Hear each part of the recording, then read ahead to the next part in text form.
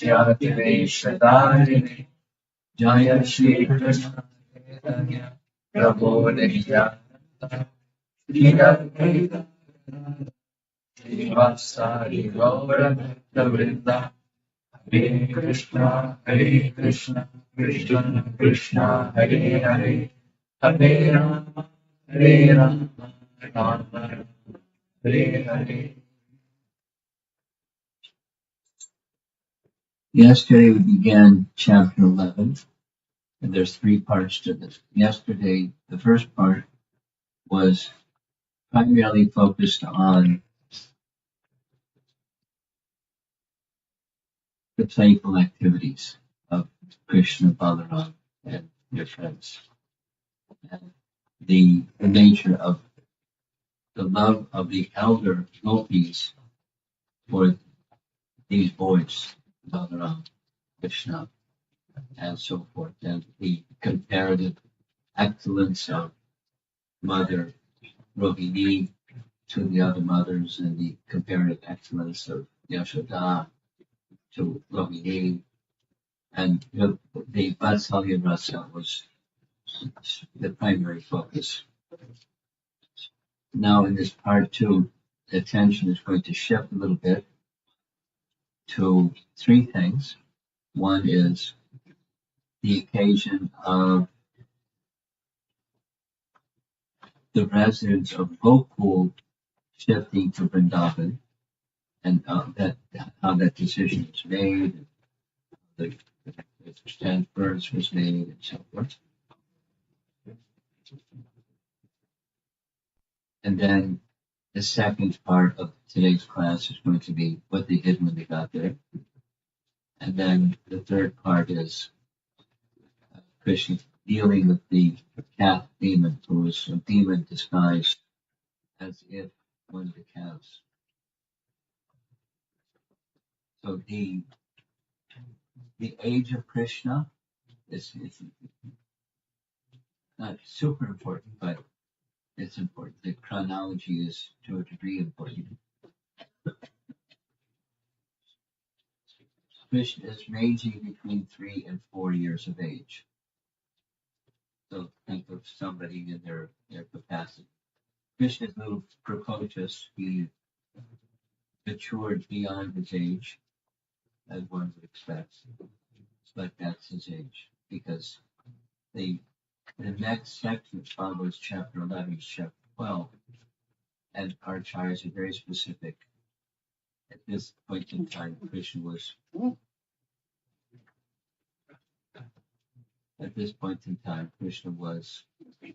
4 years, 4 months. One of the acharyas says Krishna was 5. That gives you an idea of the age range. So between 3 and 4 is what's happening in chapter 11. Now a little bit of a background of decisions during this particular time. There were kings, and so from we're going up here in Mathura, there was a system whereby the capital was Mathura, and there was some agricultural land surrounding Mathura. So the kingdom was both the capital and the agricultural land, because enterprise was based upon agriculture. The sustenance for people to live was that which was grown from the land and the cows. So the land and the cows, but the Vaishya function was very essential for those that were in the Kshatriya function in the city. So the system was that the Vaishyas would perform their agriculture and pay some tax on an annual basis, or whatever period of time. They would bring some portion of their produce to the city, so the city could then maintain itself, and the city was then to give protection to the village people, to the Vaishya people. Kshatriyas were to give protection to the Vaishyas. So going back in time, the king named Devamira had two sons. One of those sons was born of a Kshatriya wife. Another was born from a Vaishya wife. So the Devamita had these two sons, one Shurasena, who was the Kshatriya in Mathura. Shurasena had a son, and Shurasena's son was the father of Kamsa. Father of Kamsa's name was Ugrasena. So Ugrasena, when Kamsa decided to take over the kingdom, he put his father in jail. He could have killed him, but he put him in jail. Later, when Krishna came and freed Vasudeva and Devaki, were also put in jail. Ugrasena became again the king, and Kamsa was dead. So Ugrasena was the king, and there was a Vaishya contemporary, and that Vaishya contemporary was Parjanya. So Parjanya had 5 sons. The reason for all of this is the very next scene that's going to go on is the residents of Gokula deciding to move back because once upon a time the two families meaning Nanda Maharaj and Yashoda and his dear friend Rishabhanu and Kirtida, they were both childless for years and years, and so they together decided, it doesn't seem auspicious that we will bear children, let us move to the other side of the river Jamuna. So they shifted from their ancestral homes, Varsana and Nandagram, from their ancestral homes on the western side of the river Jamuna to the eastern side. So they established new residences in Gokula, the eastern side. But there was many disturbances in Gokula, demons coming sent by Kamsa, because Kamsa had a desire to kill Krishna. So one after the next were sent, starting with Putana. Putana was a witch, and witches, she was one of them, had powers. One of the powers was she could fly in the sky on a, like on Halloween. The Western version is a witch with a crooked nose and a funny hat. She's flying in the sky riding in a broomstick. Right? Wild Halloween. That's one of the images of Halloween. So it's the image of a Prabhupada description about Putana is that even today in the northwestern part of India, there are ladies, mystic ladies, that know the art of taking a branch from a tree and flying around on the branch of a tree. It's not a broomstick, but it doesn't say how it's done, but that's what they do. They zoom around in the sky on a branch of a tree. So she, Putana, knew that art, and she also knew the art of shape changing. So she was given the assignment to find where's the 8th son of Devaki, because Kamsa heard from Durga, the 8th son of Devaki has been born and will kill you. So he wants to find that 8th son of Devaki. So he sent Putana to find him. She found him, and now as she found him, she tried killing him because she had other abilities, but Krishna killed him with the first demon. So now, where is Krishna? He's in Gokul, Kamsa knows. So then he sent this demon, that demon, the other demon, the other demon. They're all sent by him, his cronies, you know, hitmen, to kill this little baby before it happened the other way around. So because there were so many disturbances in, we'll hear a little bit, their summary, so many disturbances in Gokul, they had a get-together. The get-together were the sons of Parjanya. The sons of Parjanya were 5. The eldest of the sons of Parjanya, Upananda. And generally, in Vedic culture, the eldest becomes the next in line, the next king. So the king of the cowherds from Parjanya would have passed, and when it came time for the ceremonial passing on, he was named because he's the eldest son. But then he made this little public speech. It's really nice.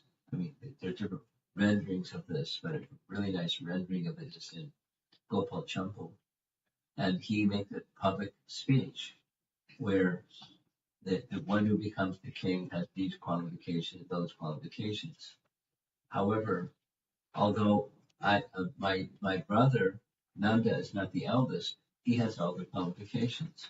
They start naming the qualifications that Nanda has, and says he's actually the king. He holds the respect of all the citizens here in Braja. All the Vaishyas look up to him, not to me, although I'm elder. So he officially passed on the kingdom, the king of the cowherds, to Nanda. So Nanda is the king of the cowherds, but he naturally is respecting his elder brother, and the elder brother Upananda is holding a little elders conference to decide what to do about all these problems and go pull with the demons and so forth. They don't do the math of the 2 + 2 = 4, because they don't see Krishna as the supreme, and that comes and wants to kill Krishna. They just see there's this disturbance, that disturbance, and by there are so many good pious activities, Krishna was saved, or by the intervention of providence, somehow Krishna was saved.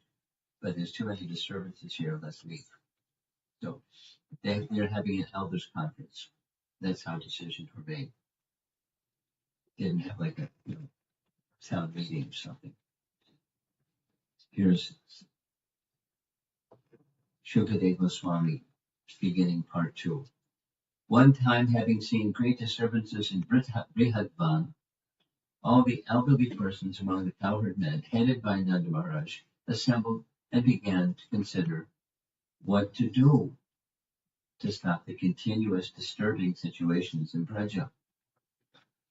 So this is a very nice illustration. The middle part is cut out, but over on the right, that's Upananda, and then there's Nanda. After playing in Madhavan, when Krishna desired to play in Vrindavan, Upananda suggested they all move to Vrindavan. There was Upananda making the suggestion. Upananda said, "My dear friends, the cowherd men, in order to do good to this place Gokul, we should leave it. Because so many disturbances are always occurring here, just for the purpose of killing Rama and Krishna. The child Krishna, simply by the mercy of the Supreme Personality of Godhead, was somehow or other rescued from the hands of the Rakshasi, Putana, who was determined to kill him." So there's Rakshasi Putana. Then again, by the mercy of the Supreme Godhead, the handcart missed, falling upon the child, Shakatasura. Then again, the demon Trinavarta, in the form of a whirlwind, took the child away into the dangerous sky to kill him. But the demon fell down onto a slab of stone. And in that case also, by the mercy of Lord Vishnu or his associates, the child was saved. And then, even the other day, neither Krishna nor any of his playmates died from the falling of 2 trees, although the children were near the trees or even between them. Because it's a pastime. Remember? Because that's chapter 8 and 9. Damodar Leela and the twin Arjuna trees being pulled over by the grinding mortar. This also is to be considered the mercy of the Supreme Personality of Godhead. Though it was Sanatana Goswami's commentary, though it was improper to speak of death, he does so to have everyone recollect the inauspiciousness of the event in order to increase everyone's affection for Krishna. This is Sanatana Goswami again. He was protected by the Lord who spreads everywhere without fail. That's their words, Achyuta. It would be impossible for anyone else to protect the boys who were scattered all over from the falling of the trees, the tall trees. Upananda said, all these incidents are being caused by some unknown demon. Before he comes here to create another disturbance, it is our duty to go somewhere else with the boys until there are no more disturbances. So Upananda is the eldest of the 5 brothers and the elder of the village, although he's not superseding Nanda's position, he's stating his. Then comes another verse in this chapter 11 that's going to be expanded in about 20 different images. Vanam Vrindavanam Nama Pashavyam Nava Kananam Gopa Gopi Gavam Sevyam Punyadri Trina Viranam. Between Nandeshwara, that's their ancestral, and Mahavan, which is where, so Mahavan is sometimes called Brihadvan, means saying big. Mahavan, Brihadvan, one of the 12 forests of Vrindavan on the eastern side of the Jamuna. So in between the two is Vrindavan. This place is suitable because it is lush with grass, plants, and creepers for the cows and other animals. It has nice gardens and tall mountains, like Govardhan, and is full of facilities for the happiness of all gopas and gopis and our animals. So it is indicating we're going to move. The whole village is going to move from one place to the next place, but it's in between. Later, the ancestral home or Nandeshwara becomes taken, but now it's Vrindavan in between. So the childhood, the main part of the childhood pastimes of Krishna in Vrindavan. Upananda. This is Vishwanath Chakravarti Thakur commenting. We cannot go to Nandeshwara, our old capital, because we fled there and came to Mahavan out of fear of Arishtasura. Arishtasura is still there. Therefore, place between Mahavan and Nandeshwara is most suitable for living. Considering in this way, he spoke this verse, Vrindavan is beneficial for the cows, Pashavam, and filled with fresh gardens.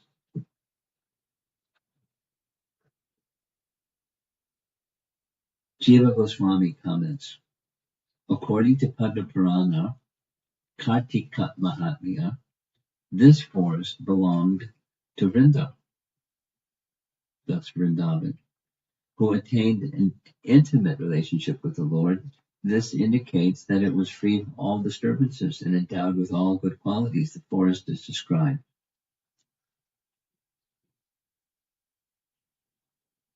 Jiva Goswami again commenting, because it has water and grass, causing good health, it is beneficial for the cows. It's a new forest, whereas Mahavan is old and worn out since all its new shoots have been torn up and crushed by the cows. So it's a good reason to move. Therefore, let us immediately go today. Pretty quick decision, huh? There is no need to wait any further. If you agree to my proposal, let us prepare all the bullock carts and put the cows in front of us, and let us go there. I mean, we've all heard Prabhupada commenting, just see, pack up and move in one day. Life was simple. So here's how they did it. Upon hearing this advice from Upanand, the cowherd men unanimously agreed. Very nice, very nice. Thus they sorted out their household affairs, placed their clothing and other paraphernalia on the carts, and immediately started for Vrindavan.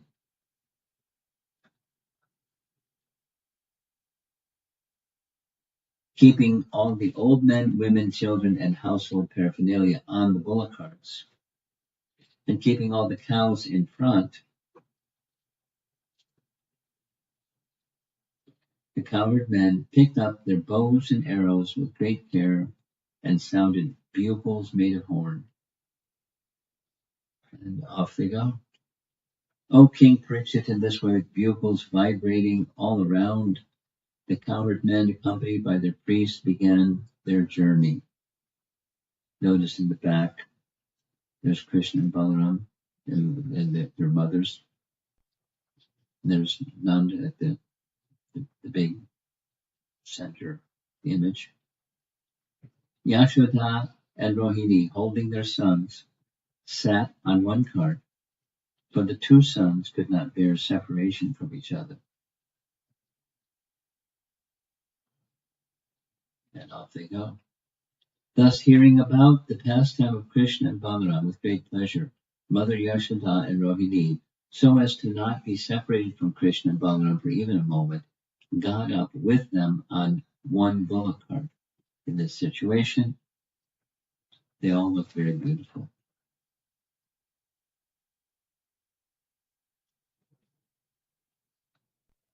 His mother just sort of her assistant for bathing. She holds him on her feet. The feet and the baby go above a basin of water, and someone pours the water. She rubs the body of the child. That's the system. They brought him checking it out.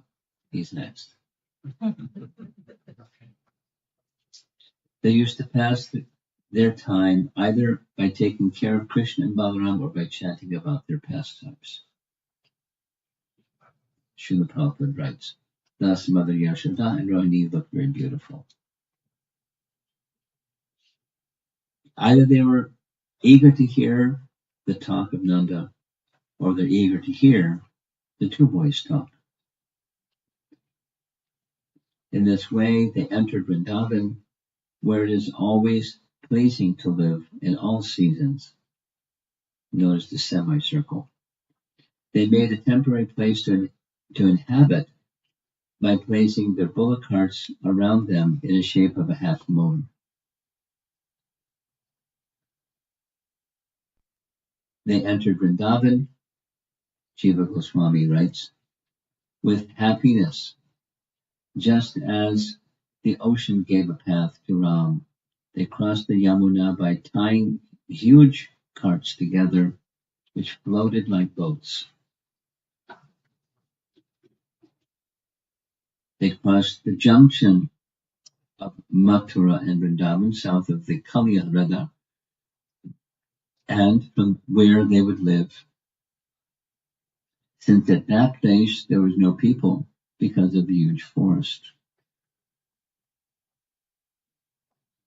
They formed a semicircle with the carts, which was commonly done, so that the goods could be fixed on the back side safely, and there was a wide entrance for cows to exit comfortably.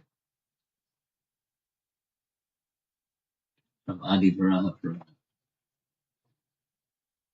Vrindavan lies north of Govardhan and south of Kaliyarada. Dying there one is not born again.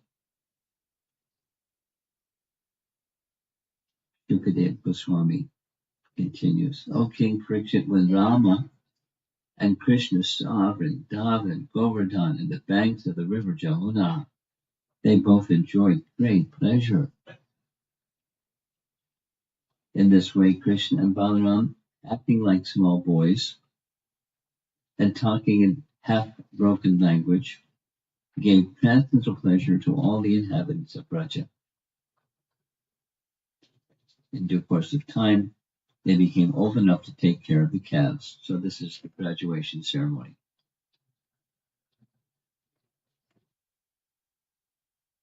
They're turning just between 3 and 4. And we'll hear some of these details. Here's Jiva Goswami commenting. When in Vrindavan, in 3 different forms, was attractive to Krishna. In Vrindavan, in 3 different forms, was attractive to Krishna. Vrindavan was most beautiful. It was more pleasing than Vaikuntha. It was more pleasing than Madhuban and Mahavan. The sequence of this is Jiva Goswami. Here's the sequence. According to age. Killing of Putana. Breaking the cart. Name-giving ceremony. Crawling, walking, killing Trinavarta. First showing of the universal form. Mother is sort of looking in Krishna's mouth. Dancing for the gopis, that which we heard at the beginning of this chapter. Buying fruit, we heard in this chapter. Pulling the calves' tails. Eating dirt. Second showing of the universal form. Stealing yogurt. Being bound to the mortar. Yashoda calling the boys for lunch. And entering Vrindavan. There's the chronological sequence. So there they are. They're in Vrindavan and they like it. Now in the pastimes of Vrindavan, begin. They please the people of Raja by their childhood actions and charming speech as previously. In the same Kumara period, they began herding the calves. The 2 ended their Kumara period at the end of 4 years, though normally it ends after 5 years. So now we're being given their age. The 4 years becomes, in short while, 4 years, 4 months, it becomes 5 years.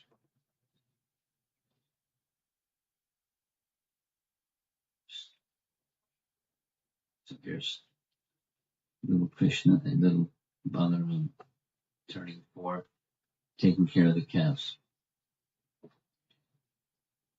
Not far away from their residential quarters.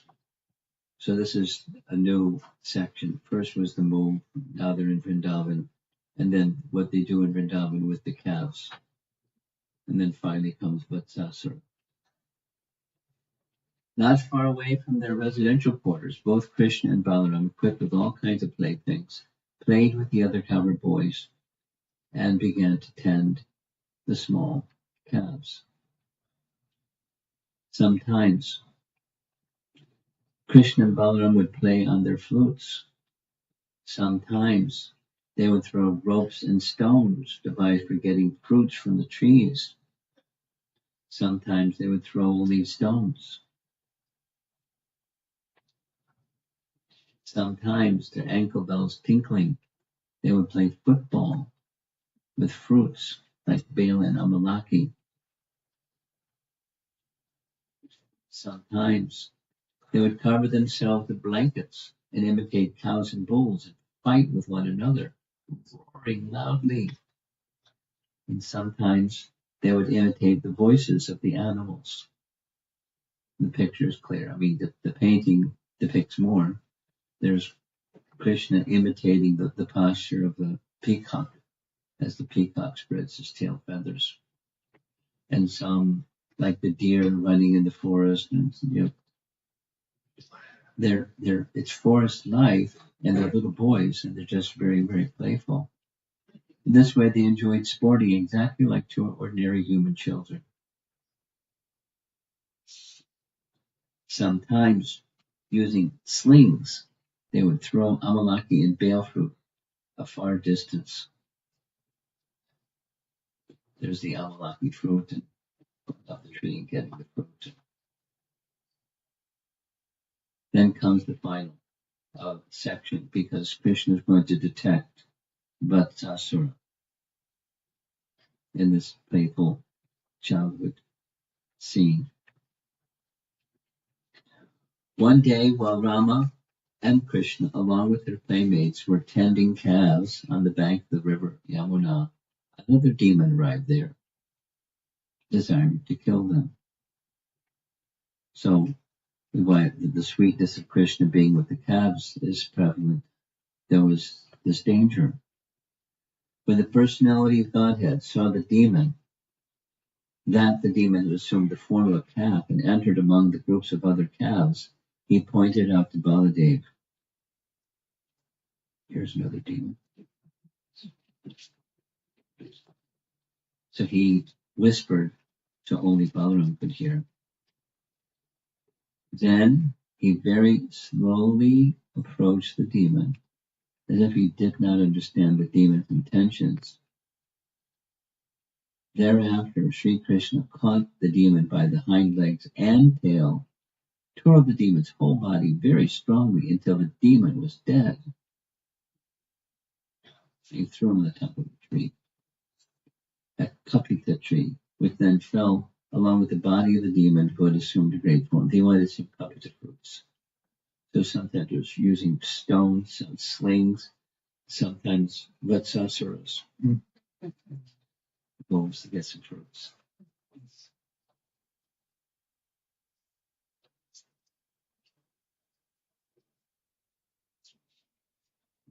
Simple drawing. He grabbed, Jiva Goswami comments, he grabbed the demon by his tail, along with his hind legs, and twirled the demon around. He threw him on the top of a kapita tree so that the fruit would fall, and they would be used for throwing in games. There's the pasty, the same painting. Look at the guy's got fangs. No problem for Krishna. Upon seeing the dead body of the demon, all the cowherd boys exclaimed, "Well done, Krishna. Very good, thank you." In the upper planetary system, all the demigods were pleased, and therefore they showered flowers on the Supreme Personality of Godhead. So what happens after killing of a demon? Time for lunch. After killing the demon, Krishna and Balaram finished their breakfast in the morning, and while continuing to take care of the calves, they wandered here and there.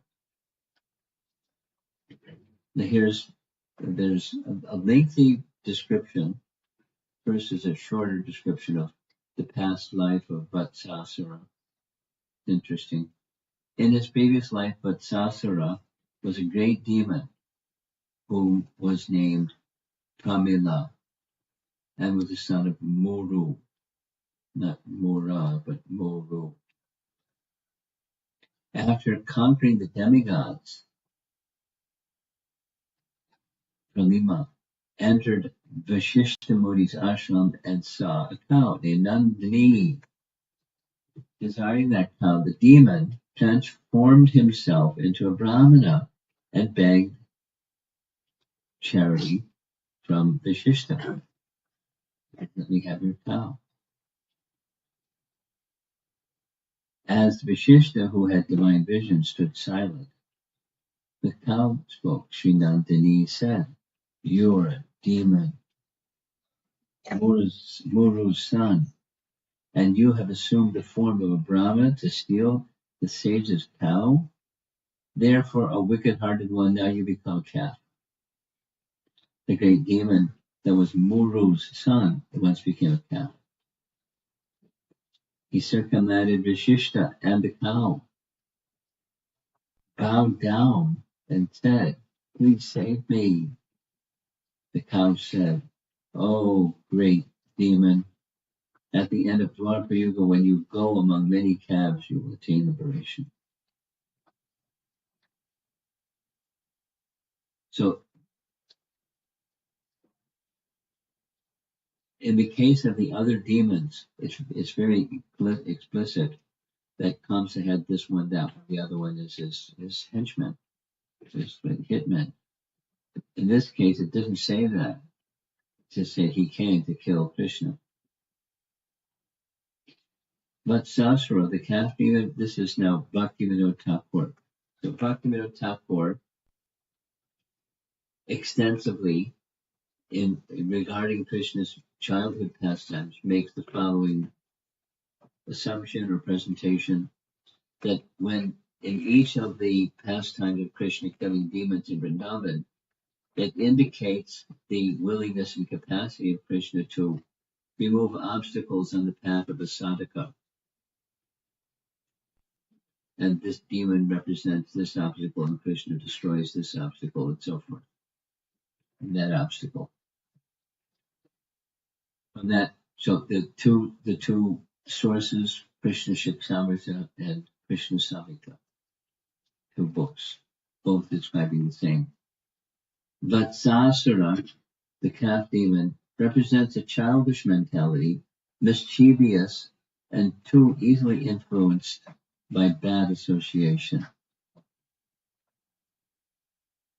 It gives rise to a type of greediness for sense gratification, through which one becomes absorbed in materialism. Vatsasura represents evils that are peculiar to boyhood. The neophyte is extremely susceptible to such evils. They can only be eliminated by the mercy of Krishna. If one engages in Krishna's service, this is the sadhana part, they will be completely eradicated at an early stage. Then, following Bhaktisiddhanta, this is how this section is going to end. Bhaktisiddhanta elaborately discusses in his writing of the Harmonist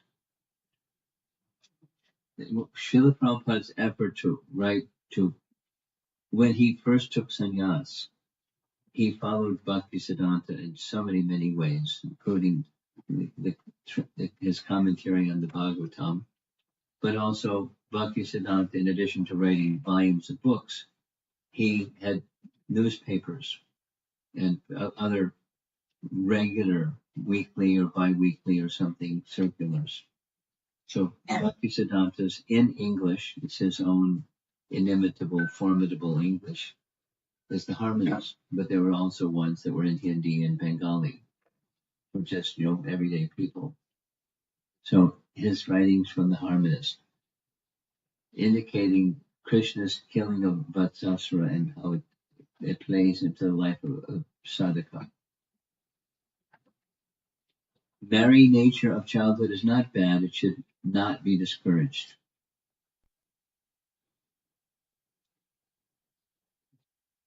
You're happy? Hear what he's saying? This is Bhaktisiddhanta. You're okay? Okay. There's an English proverb that sowing of wild oats is inevitable at a young age. The term Puritanism was originally coined to express the protest of boys and young men against any undue curtailment in the scope of enjoyment that should be regarded as permissible to them. Boys and young men claim the right to be merry and frolicsome. There's nothing objectionable, and much that is of positive value in the display of these juvenile qualities, if the attempt be made to stifle the innocent play of the boyish nature under the impression that it is an exhibition of sensuousness and for that reason is as harmful as similar conduct on the part of grown-up persons. The result is not assurance but discouragement of juvenile innocence. He who has no children is a child psychologist. Second point, the only way to stop them being misled is to get them attracted to Krishna. There are indeed black sheep that should not be allowed to taint the whole flock, and for this purpose caretakers with full sense of their delicate responsibility are required to keep watch over them for ensuring the innocence of boyhood and youth without killing their joys. But with every precaution, it has been found impossible to attain this double purpose. The scriptures say that it is not in the power of man to ensure the immunity of boys and girls from the blight of sensuousness except by means of service of Krishna. Very wise, huh? Next, point 3. The material ideal of restricting children from enjoyments in youth, which they will be allowed in adulthood, is corrupt. No explanation like the other parts. Spurious brahmacharya ideal is the same. Material morality is of no help. What does he mean? The spurious brahmacharya ideal, as misconceived by its worldly supporters, embodies the puritanic outlook. Saying we already described what he means by that. The scriptures, indeed, enjoin that everyone should serve Godhead from the womb. This is the real meaning of brahmacharya. The ascetic practices that have come to attach themselves to the conception were interpolated into the scriptures in order to ensure worldly values by this form of empiric method. The scheme requires that the laws of the growth of the physical and mental bodies should be observed and followed. Nature is regarded as the kind mother who favors only those of her children who cultivate the filial habit of prying into her secrets. And this is Bhaktisiddhanta's troublesome language.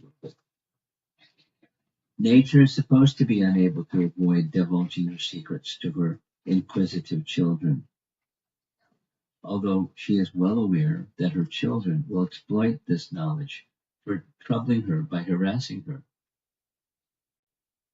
to their service.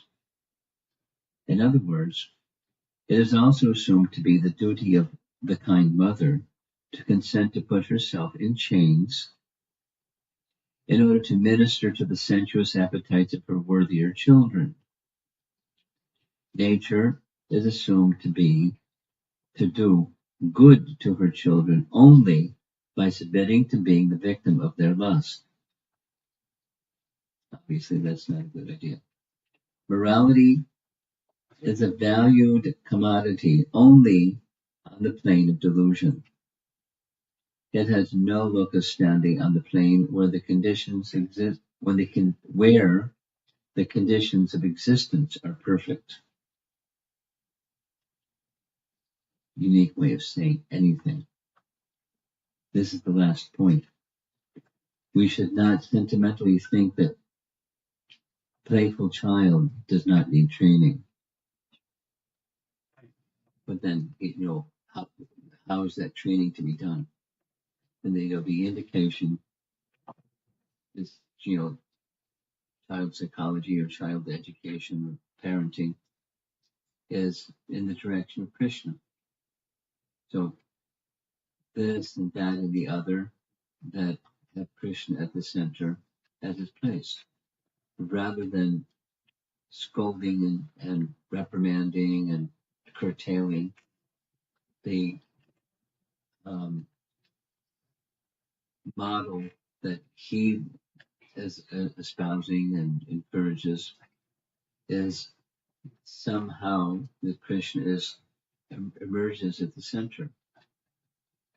Now, one of the very natural methods is by hearing, by narrating stories and saying the stories again, saying the stories again, and so they become part of the life of a young child, because hearing and narrating stories, storytelling is a big part of childhood.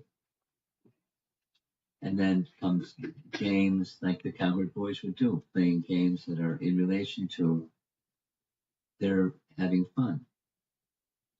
And in Gora Lila, this is a nice example. In Gora Lila, in Ekachakra, Nityananda would be the scriptwriter and the chief director of dramas, and he would engage the children in reenacting Krishna's pastimes again and again, and this one, that one. There's nice descriptions. The Kali Lila, and the getting branches coming out of the river that goes by, or the creek that goes by Ekachakra, and then dancing on those leaves, and that's Kali, the serpent with many hoods, and do remarkable things. So just absorbing, because he's Nityananda, he is easy for the children to follow in the Ekachakra village to follow him, because he's so attractive. And then the next one, they would ask him, "Where'd you learn all these pastimes?" He said, "They're my pastimes." That was his answer.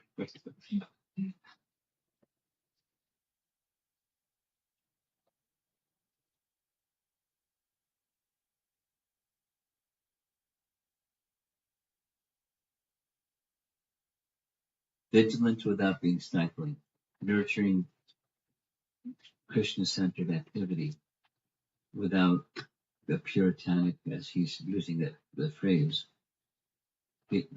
curbing the behaviors of children that are frolicsome, because that's not good. He disagrees. It's quite normal. It's quite okay. Just direct it in a way that as it can be done, direct it in a way that's Krishna conscious.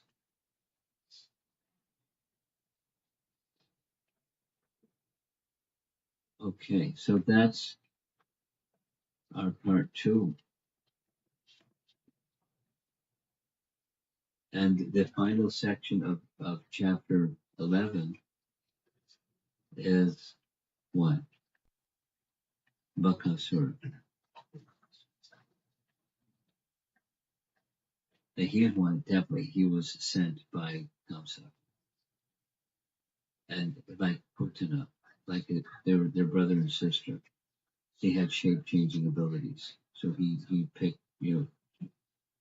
assuming the form of a crane and swallowing Krishna.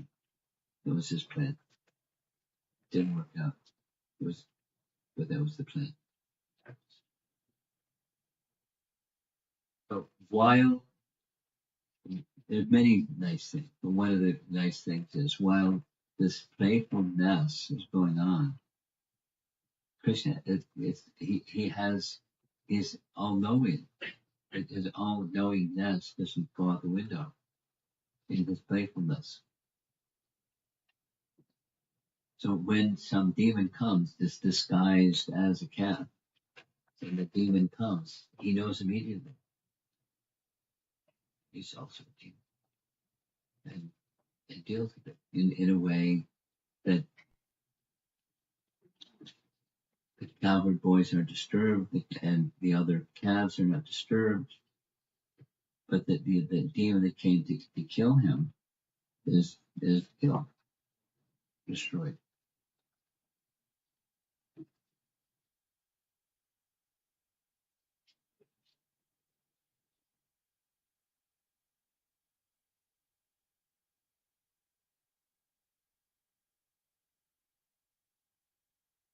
just a little for the people that are here in the room. Before you all got here, for 2 hours, I was with a group of devotees from China. The 2 hour class preceding this class, and because it is the disappearance day of Sanatana Goswami, we spent the whole 2 hours just on Sanatana Goswami and barely finished without the opportunity for questions. So they sent in their questions. But today it's worth speaking something because it is his disappearance day to honor Sanatana Goswami along with everything else that we're doing.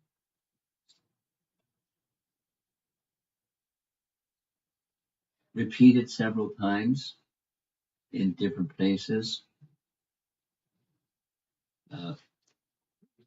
Sanatana Goswami was an exact replica of Chaitanya Mahaprabhu. Now, obviously, he didn't have the same complexion and the same ability and everything, but a replica.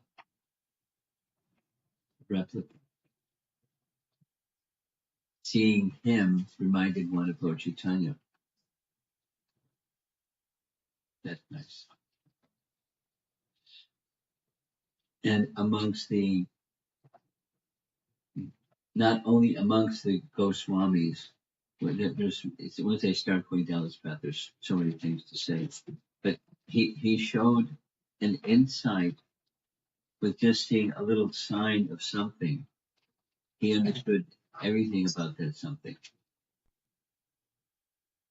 And then asked for verification. And sure enough. So how he dealt with here's 3 examples. One example. When he made his escape from the Muslim ruler, Nawab Hussein Shah, he was traveling with Ishan, a servant, to help him make this long journey because his plan was to go all the way by foot through the mountains and risking his life to get to where Lord Chaitanya was. And he just knew the destination that Lord Chaitanya wanted to go was Vrindavan, so it was like heading it to Vrindavan. So one of the places that he passed through, there was an innkeeper. There's many nice stories about Sanatana Goswami. There was an innkeeper who had an astrologer friend. The astrologer friend said, "Oh, someone's coming into your area, and they have enormous wealth. Do the needful." And so the needful plan was to kill him and to take his wealth. It was rough times, off in the mountainous region. So the innkeeper was so nice, so hospitable, so courteous, prepared a nice meal. Sanatana Goswami immediately understood this man wants something. So he asked Ishan, his assistant, "Ishan, do you have some wealth with you?" And he gave, "Yes, I have some gold coins. Give them to me." Death knell. We would have been killed by this fellow who was treating us so nicely because he wants your gold coins. So I'm going to give the gold coins to the innkeeper. So he gave this is a gift. You treated us so nicely. Please accept my appreciation. You take these gold coins. And then the innkeeper said, "Good thing you did this because tonight when you were asleep, my plan was to kill you. But you've treated me so respectfully that there must be something I can do to help you. Yes, you can help me. You're familiar with the mountainous area. Help me get on the other side."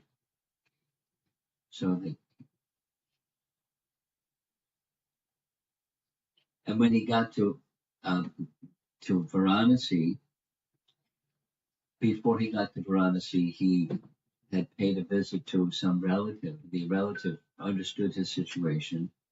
He was running from the Muslim king, and if he was caught, he was in big trouble. So his relative fed him nicely, gave him nice cloth and a silk wrapper, the way it's described, a garment or a quilt or something. And Mahaprabhu didn't say anything, but just looking at it, again looking at it, again looking at it, he understood. He didn't like it. He didn't like it. So I should get rid of it. So that he made a plan to get rid of it, and we got rid of it. And when he got rid of it, Mahaprabhu appreciated very much. What's the sense of becoming a renowned person when you have all this niceness? So that's not the way to go. Anyway, he gave advice. The third thing, he gave advice to Mahaprabhu. You came all the way to Ramakeli, thank you very much, because they had been sending letters to Mahaprabhu in Puri, so he came, instead of going to Vrindavan, he went to Ramakeli. He went specifically to give them association. And before they left Ramakeli, they said, I don't think it's good that you stay here long, because the ruler here is a nasty man. And he may be behaving nicely today, but tomorrow, who knows? So as much as we want your association, don't stay long. And the second is, when you go to Vrindavan, don't go with 10,000 followers. That's not the way a sannyasi enters Vrindavan. One or two people with you, that's all. So he, Sanatana Goswami, is of such a caliber that he can advise Lord Chaitanya, because it's a pastime, of course, but he did in such a way that Lord Chaitanya didn't like, you upstart, what are you doing? I'm the omniscient supreme personality of God. So it was just his intimacy and wisdom and acumen and understanding of how to do things in the proper way, in the proper time, proper place. He was an amazing person, gifted person. So we spent some time honoring Sanatana Goswami. It's nice to do, or proper to do. On the appearance or disappearance day of a great Acharya. So here we are at 7:30. Let us see if there's some discussion.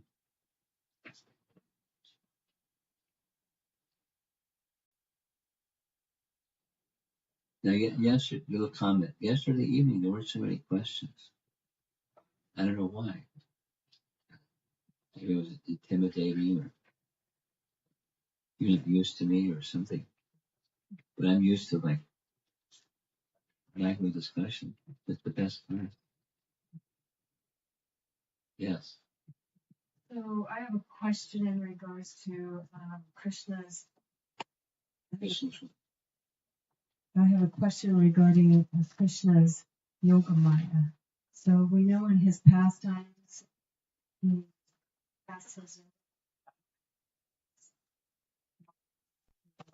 but cowherd boys, cowherd girls. But Krishna so cast himself. Yes. Would you like an example? Yes. I thought so.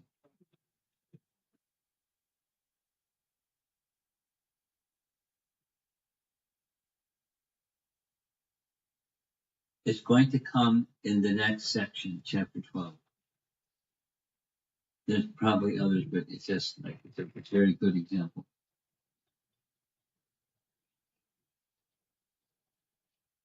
One of the features of Krishna is everything comes from him. He's this Aham Sarvasya Prabhu. Matak Sarvam Pravartate. Krishna destroys everything. Everything comes from him. So when Krishna wants to do something, or he wants something, he doesn't have to do anything because his Vidya Sarva Shakti, so it's all spiritual potencies, take care of it. Krishna could lift Govardhan Hill without lifting Govardhan Hill.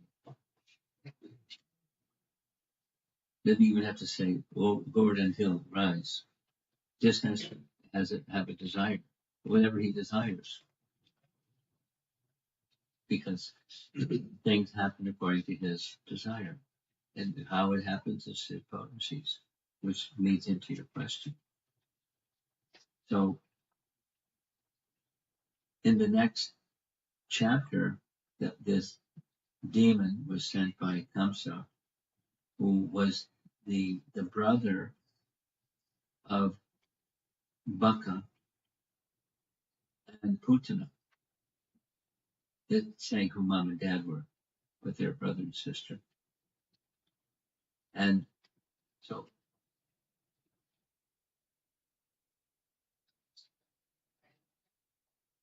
he came into the forest to, one, sent by Kamsa, two, revenge.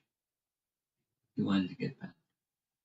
So he had this capacity, shape changing capacity like his brother and sister. And he decided to assume this giant python serpent form. And when the cowherd boys, playful, it's a very essential part of their childhood activities is playfulness. They see this giant thing lying in the road because there's paths through the forest. It's lying in the path. And then they think, fantastic, this is a playground. And then as they get closer, they see his eyes moving, they can smell the bad fishy smell, and then some of them start to panic. Wait a minute, this isn't a playground. This is a giant demon that wants to kill us. And then some other boys say, no, it's just it's a playground. But even if it is a giant demon that wants to kill us, no problem. Krishna will take care. Just as he did with Baka the other day. Chapter 12, chapter 11. So off they go into the mouth of the demon. Now, back to your question. Krishna knew, wait a minute, this isn't a playground. This is the demon that wants to kill them and me. So he didn't say anything, but normally Krishna doesn't have to say anything. Just he desires and it happens. But they entered into his mouth. So Krishna became perplexed. How did this happen? I mean, did my Sankalpa Shakti just went to sleep or something? And so two things. But then he contemplated, why did this happen? And then he started marveling. The language that's used by our acharyas commenting on this is Leela Shakti. So one of the classes I plan to present is what's the relationship between Leela Shakti and Yogamaya, because you use the term Yogamaya because that's what we're used to in ISKCON. And our acharyas use the term Leela Shakti a lot in ways that we use Yogamaya. So what's the relation between those two terms? That's someday. But so the Yogamaya potency, because that's your question, acted in such a way that Krishna became perplexed. Two things. What he wanted didn't happen. And then he became perplexed. Like, how did it not happen? How did they do this? It wasn't supposed to happen, but it happened. It was off script. And then the commentary says Krishna is marveling. Just see how powerful is the Shakti. Even I don't want. So then the answer given is Krishna wanted, the cowherd boys wanted, and Krishna yielded to what the cowherd boys wanted because he liked to serve his devotees. He puts them up and he's down. He subordinated himself. And then came another one, the next one. You're back to your question. Does Krishna ever become influenced by his own yoga by potency? He didn't know what to do. The omniscient Krishna didn't know what to do. That's Yogamaya. So that is how to rescue the boys and kill the demon. Because if he kills the demon, the boys are inside the body of the demon. What to do? So he didn't act right away. But it's a Yogamaya potency at work until the curtain was drawn back, and then he knew what to do, and he did what he did. So he's influenced by his own, but it's for the purpose of, this is the a key. The purpose is rasa.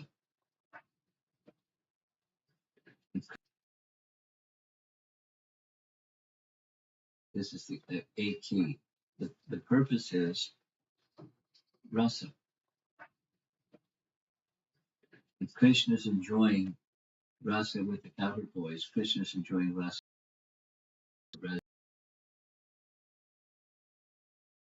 The rasa that Leela Shakti wanted Krishna to experience, and that was the secondary rasa of astonishment.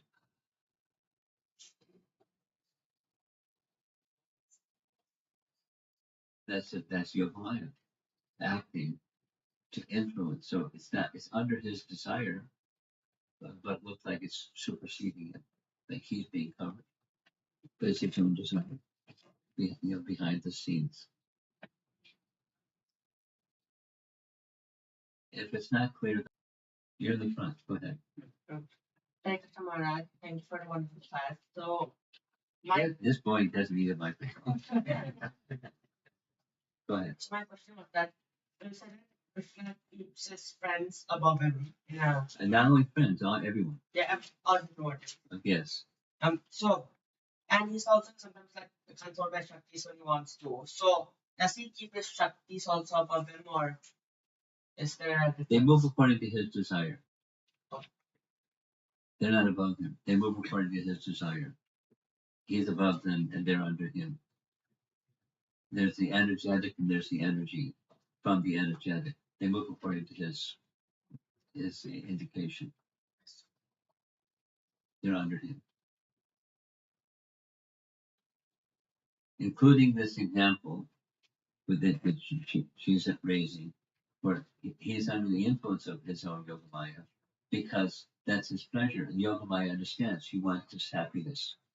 So let's arrange it. So they arranged it. And he was happy.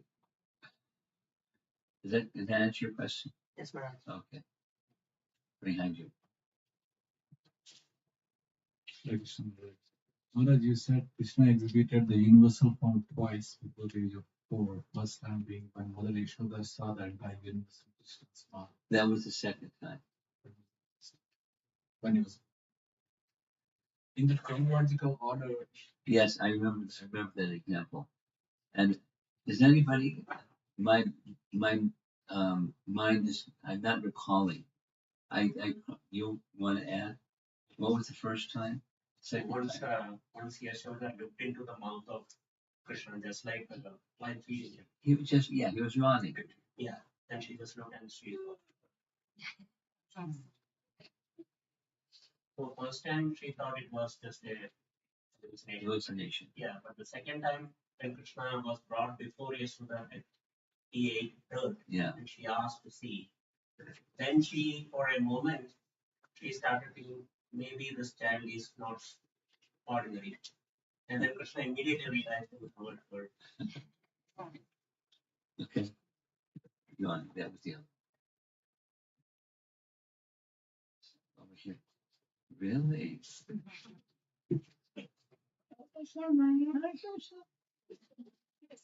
I have one question. What does this plan to kill Krishna? What was this one? Plan to kill Krishna. Plan? Yes. Swallow him. Vatsasura? Vatsasura. Doesn't say, I'm not usually just thinking the next one. No, Bakasura. No, it didn't say how. Doesn't say how.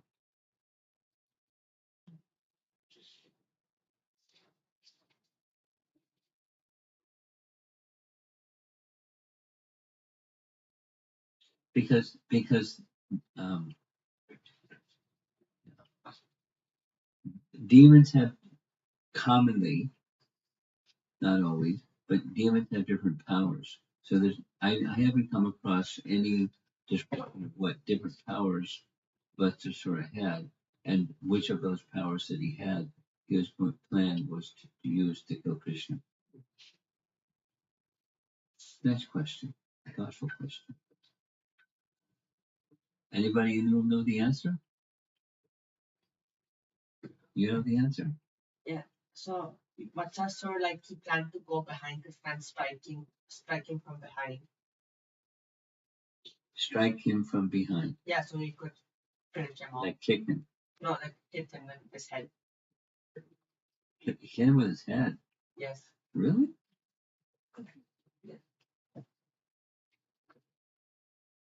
Dad? They really so many books. Huh? I haven't read much, but they are more than big. Could you do us a favor? We're gonna be together. You're here like every class, so find the passage, the scriptural reference that says what you just said. And it can be commentary or wherever it's from. It's from the Supreme Mistake. Huh? It's from the Supreme Mistake. By Yeah.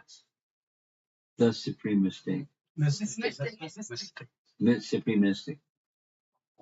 So, Amla Bhakta. But he's not around to ask the question. The book is there. The book is there, but he's not, because you have to ask, where does this come from? But he's not around.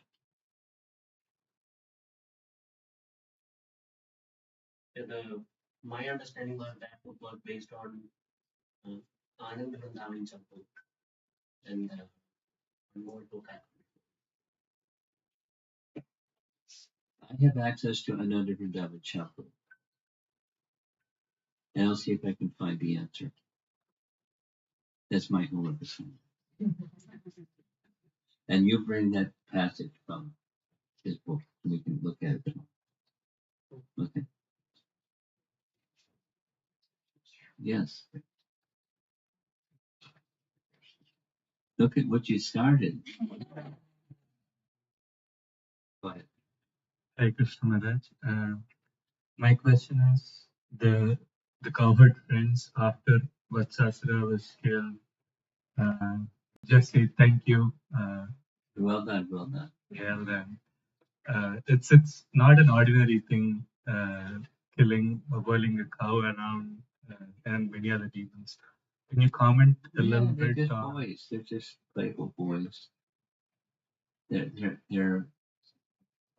mood is playfulness, and they're not surprised when Krishna does something amazing because it's amazing.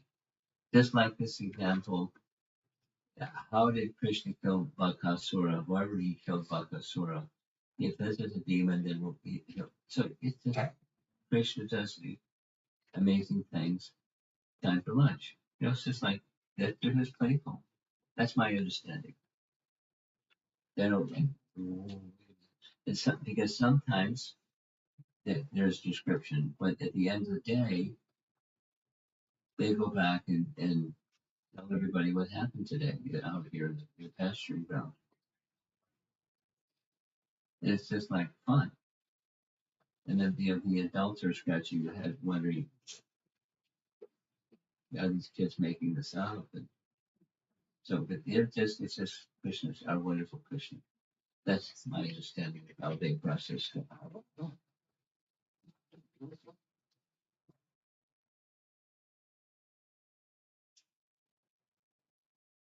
Anything else?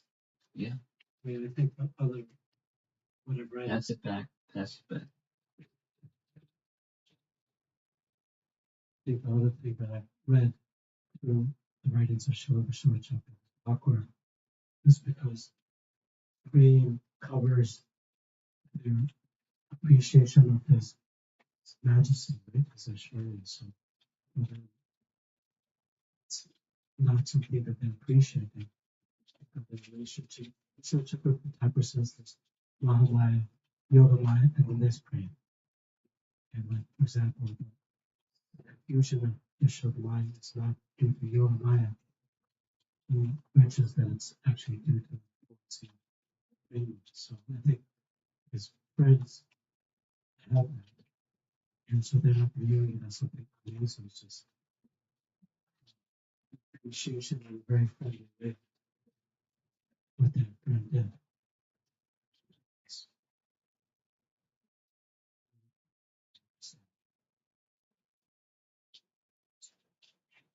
Someone else back there? Yes.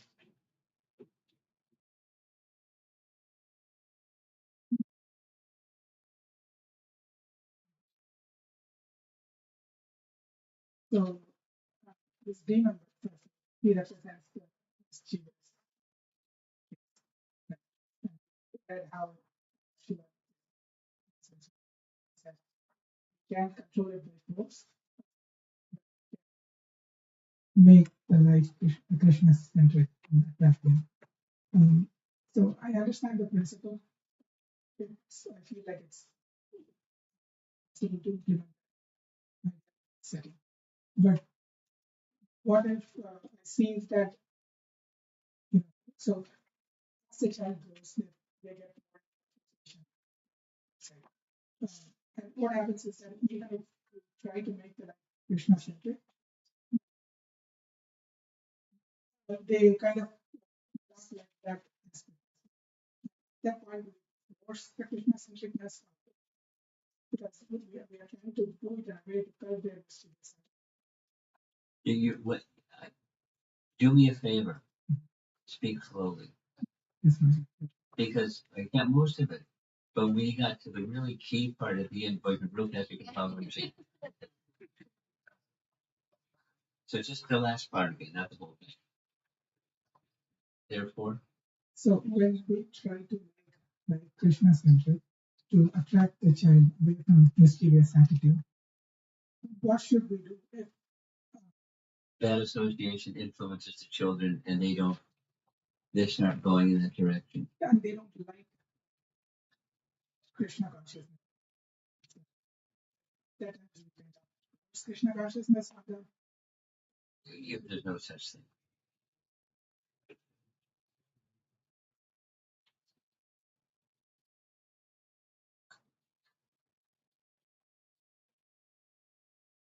Parenting questions have no end. So much depends upon you, the child, the relationship with the child, their nature, and somebody, it depends. So what to do depends. But forcing, definitely not. Attracting. So then what is it? If you're the parent and you have a child, you have affection, you also have some understanding of their nature. What is it that provides some kind of attraction and give not force or insist or something, but nourish that, whatever that might be. Storytelling, music, drawing, this thing or that, something. And as far as possible, something that connect with Krishna, connect them, their mind, their emotion with Krishna in a favorable way. And the more you try, and they're saying no, the more you try, it's just going to get worse. You got to push back. So it depends on the child and all those other variables. your relationship. When there is from the earlier stages of upbringing of a child or childhood, an affectionate relationship, it goes a long way to helping a child at a later stage when they go through the rebelliousness. You know, you can't make up for that with whatever degree that was there that's there. Or whatever degree is not there, it's not there.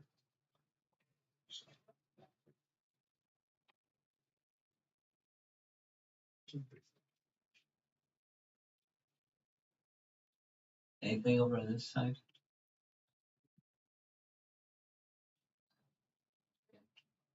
Yes. A very philosophical question. So the when there was the word sensuousness was there, I was just thinking on the path of devotional progress, the innate attraction towards sensuousness is not in our favor. It's considered an obstacle, and we must engage ourselves in spiritual activities to overcome it. I have a lot of faith in Krishna's design. Is there any benefit of this innate quality we all have? Is there a purpose, or is this just one of the lower tastes which we have been designed? That's a nice question. Or combination.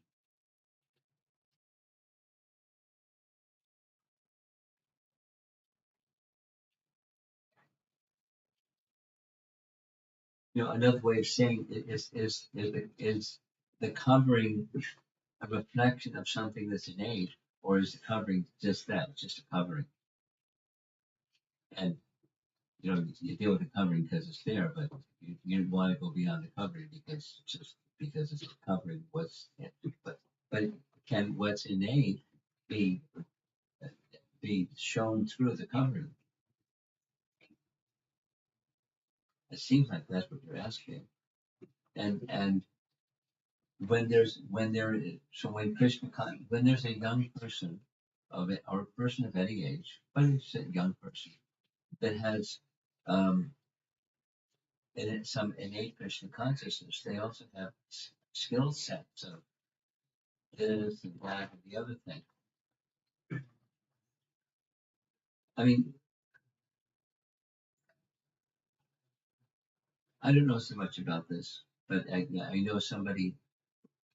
There's a family that I know where the teenage son is brilliant. There's probably lots of teenage boys that are brilliant. This one is particularly brilliant, is particularly attracted to and gifted in the field of artificial intelligence. And so in the secular world, it's lauded, and the other, in the religious world, it's something that's of concern. My understanding is that the Pope has issued some statements about the risk of this. You know, they're dehumanizing or something or something or something or something or something. So there's everything plus and minus. Is it possible that someone that this young man that has this fascination can become contaminated by that, or is it something that when it's developed can be directly used in Christian service and affect attitude?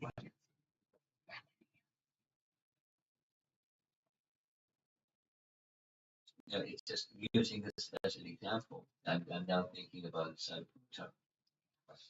from the time that he was young.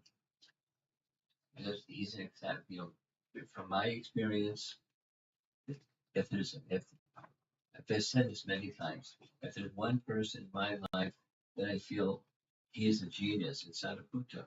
I mean, it's, you know, he was always like that, always like that, and just keep going and going.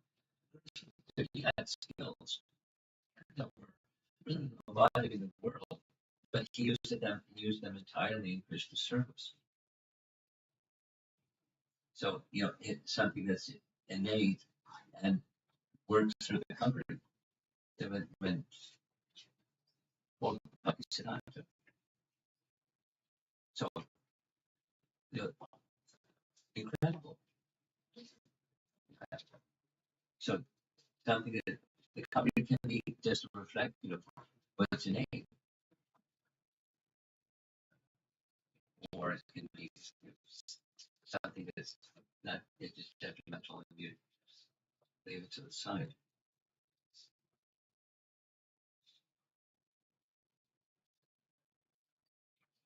Depends.